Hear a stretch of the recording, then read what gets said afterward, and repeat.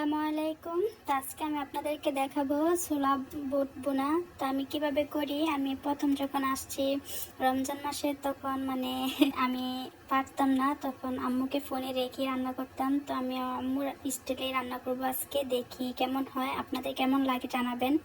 তো প্রথমে আমি তেল দিলাম, দিয়ে তারপরে গরম মশলা দিয়ে ভাজা ভাজা করে তারপরে পেঁয়াজ কুচি দিয়ে দিলাম। তো এটা ভাজা ভাজা হয়ে আসার পরে আমি দিলাম রসুন, তারপরে আদা, তারপরে দিয়ে দিলাম জিরা বাটা, দিয়ে এটা ভাজবো। ভাজার পরে দিয়ে দেবো টমেটো আর কাঁচামরিচ দিয়ে ভাজা ভাজা করে একটু পানি দিয়ে তার এখন দেবো আমি গুঁড়া মশলাগুলো।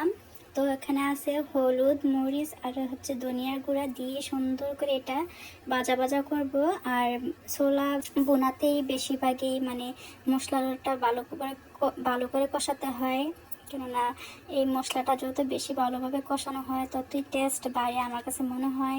আর ছোলা দেওয়ার পরে অত বেশি একটা থাকে না, মশলাটা বেশি ভালো করে কষাতে হয়। মশলাটা ভালোভাবে কষানো হয়ে যাওয়ার পরে আমি এখানে ছোলা বুটগুলা দিয়ে দিলাম, সাথে আলু দিয়েছিলাম, দিয়ে সুন্দর করে আমি রান্না করে নিচ্ছি। দেখেন মাখা মাখা হয়ে আসছে দেখেন। তো এখন আমি দিয়ে দেবো ধনিয়া পাতা, দিয়ে তারপরে আরেকটু ভাজবো। বাইরের মধ্যে আমি দিয়ে দেব ঘরে বানানো গরম মশলা, এটা আগে দিতে ভুলে গেছিলাম আমি, এখন দিয়ে নেব। এই মশলাটা দিলে টেস্ট আর বেশি বেড়ে যায় আমার মনে হয়। দিয়ে সুন্দর করে আমি এটা 2-3 মিনিটের মতো রান্না করব, তারপরে এটা আমি নামিয়ে নেব।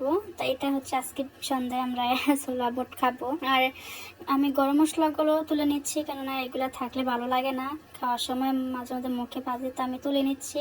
তো এই আমার রান্নাটা। তো কেমন হয়েছে জানাবেন। যদি রান্নাটা ভালো লাগে থাকে তাহলে একটা লাইক করবেন, শেয়ার করবেন। তো সবাই ভালো থাকবেন, সুস্থ থাকবেন। আল্লাহ হাফেজ।